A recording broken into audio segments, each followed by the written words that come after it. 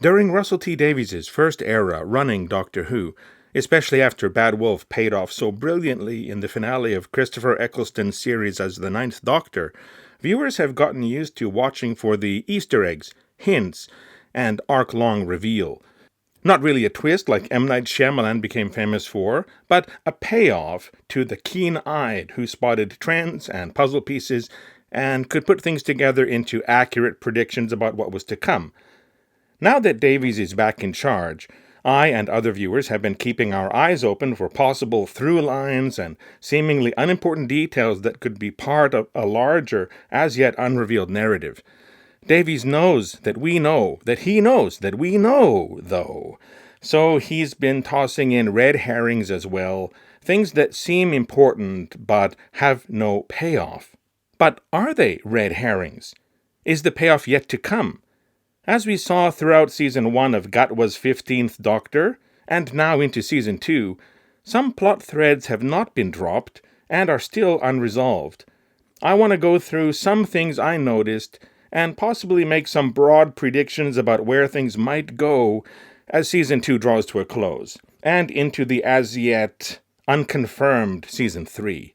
This is not comprehensive, so if you know of any other things that might be part of a larger puzzle, please let everyone know in the comments section.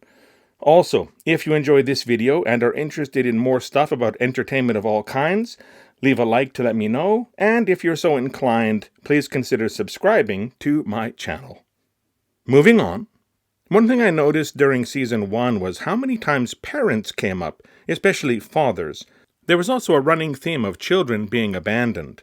In the Christmas special in 2023, The Church on Ruby Road, Ruby Sunday was left by her mother on the step of a church. Abandoned child. Space Babies featured an entire space station of abandoned children. In The Devil's Cord, we meet Maestro, child of the toy maker, who is separated from their father due to the actions of the 14th and 15th Doctors. Next, we have Boom, the first truly great episode of Season 1 of Gatwa's run, although I was very impressed with The Devil's Cord as well. What do we find in Boom? A soldier dies, a father, leaving a daughter behind, abandoned child. More interestingly, the Doctor refers to himself as a dad. You are still a father, dad to dad. You never let them down, right? Ever, to the end, dad to dad, dust to dust. Skipping 73 yards, which doesn't have any specific references to fathers, brings us to Dot and Bubble. A planet full of youth, over-relying on social media, seemingly abandoned by their parents, who live on a different world. Part of the AI interface is called Mummy, though. Rogue doesn't mention parents in any meaningful way, so we can look at the legend of Ruby Sunday. Harriet refers to Sutekh as the mother and father and other of them all, meaning the pantheon of discord.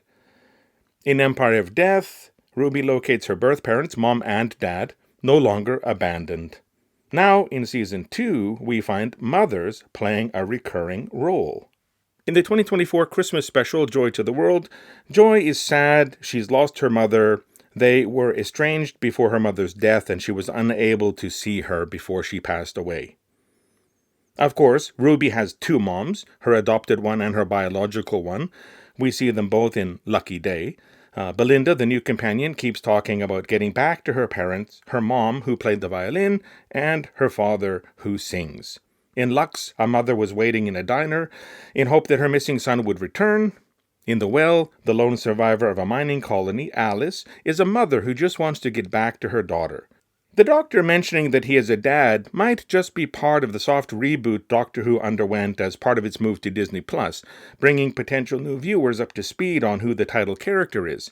Yet, fathers were part of the story so often in Season 1, and mothers have been part of the story a lot in Season 2, and there have been several stories dealing with missing or abandoned children and efforts made to reunite families. This led a lot of viewers, including me, to speculate that we might see the return of the Doctor's granddaughter, Susan, but it all seemed to be a red herring planted by Russell T Davies. Unless... In Season 1, Space Babies, The Doctor and Ruby start the episode 150 million years in the past. Ruby steps on a butterfly and changes her physical form. But the Doctor heals and restores the butterfly, making Ruby revert to human. Part of the soft reboot, perhaps, establishing that changes to the timeline can have serious side effects. A previous version of the Doctor tried to save someone destined to perish in the episode The Waters of Mars. Rather than let the future be altered, this person took her own life, restoring a future close to what was meant to be and keeping the timeline intact. The Doctor shouldn't meddle with fate as much as he would like to. At the end of the most recent episode, Lucky Day, an angry Doctor reveals the future to our antagonist, Conrad Clark. He will die in a prison cell at age 49 due to heart failure. However, the episode ends with the enigmatic Mrs. Flood retrieving Conrad from the cell Unit is holding him in. If that was the cell the Doctor was referring to, Mrs. Flood has changed Conrad's destiny. The future the Doctor knew would cease to be. Could this be a factor in why the Doctor and Belinda can't get to their target date in 2025? The Doctor is using a device called the Vortex Indicator. This device will send out a signal and establish a tether of sorts to May 24th, 2025, allowing the TARDIS to be reeled into that time like a fish on a hook. The TARDIS doesn't seem to be in control of where and when it lands, but every time it lands, the Doctor and Belinda establish another tether. This reminds me of Quantum Leap.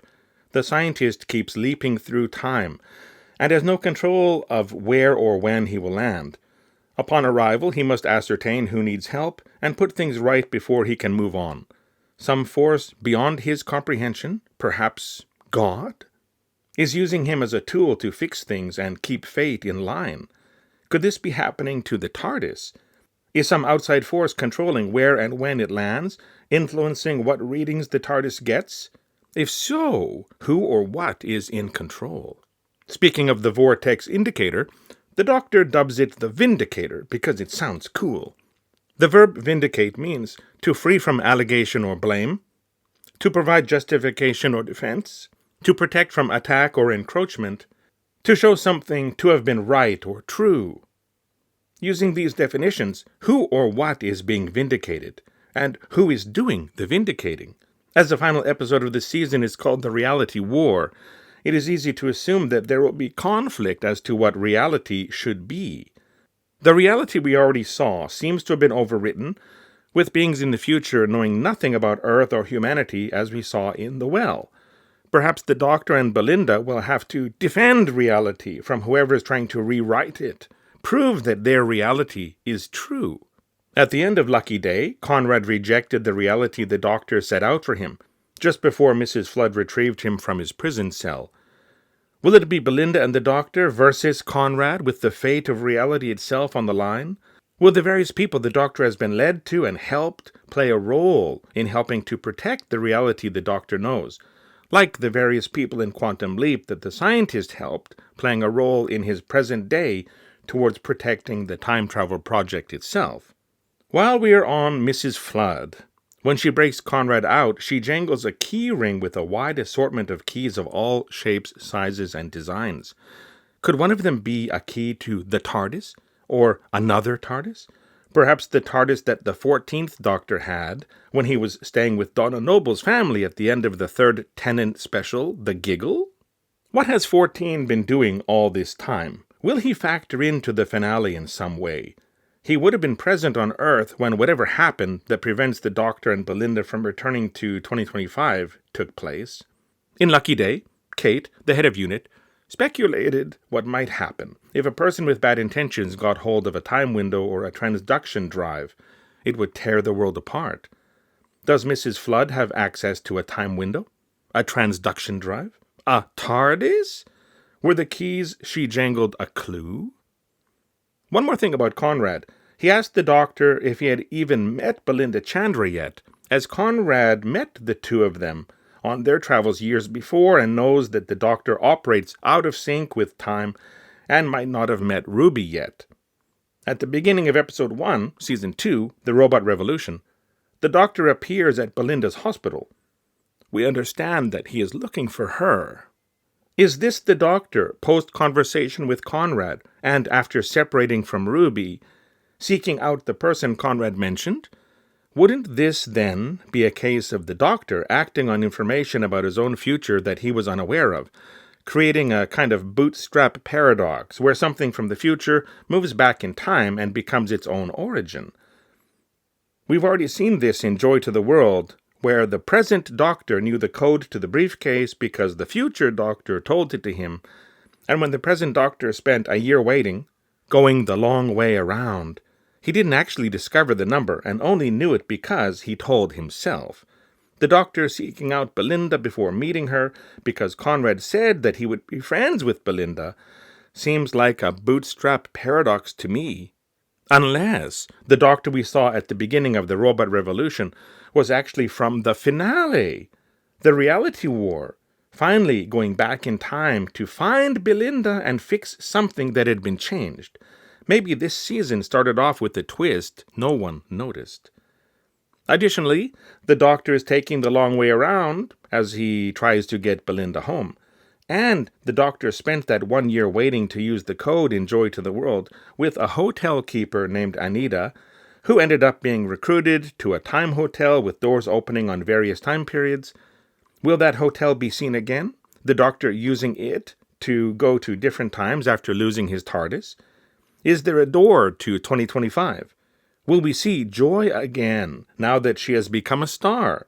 Stars featured a lot in the first 4 episodes of Season 2, counting that Christmas special. Will we see Anita again? Could Anita be Mrs. Flood?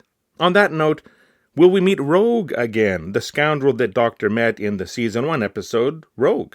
They had a blossoming romantic relationship, and Rogue ended up being transported to a random dimension, and the Doctor being unable to retrieve him. What are the chances of a reappearance? You can see how hard it is, knowing that the seasons are short and tight, realizing that things are planned out differently regarding streamed content, hoping that everything has a meaning and a payoff, understanding that Russell T Davies can play a longer game this time around, longer than just 1 season, with long-term narrative goals in mind. What is important? What are just Easter eggs or throwaway lines or red herrings designed to generate online interaction and engagement? Will some of these things come together in the finale? Did they have a deeper meaning all along? I could go on, but my mind is racing too much. It really is never-ending, sifting through everything for clues and hints, most likely chasing shadows of my own imagining.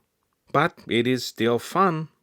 As I said at the beginning, please leave a comment if you noticed any of these things, saw other things of your own, have any theories or speculation about how this season will end. I would love more fuel to this fire. Also, if you enjoyed this video, leave a like to let me know. And if you are so inclined, please consider subscribing to my channel for more videos on entertainment of all kinds. Thanks for watching. See you next time.